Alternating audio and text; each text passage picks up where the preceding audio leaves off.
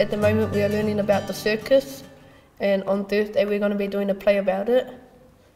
But in performing arts I struggle a little bit, and these are some people that help me in my class that really stand out for me. One of them is my best friend Ethan. He helps me because we have deep conversations about how we can improve each other. Got another close friend, Alan and Joe. They like to talk amongst themselves before they talk to me directly. And this girl, Megan, I count her as a friend, but the thing I don't like about her is that she just like shouts out what we need to improve on. She doesn't tell us why, she just shouts it out. My teachers are Mrs. Woods and Mr. Donaldson. Mr. Donaldson helps me because my group, he mainly focuses on me and tells me what I need to work on afterwards and shows me the video.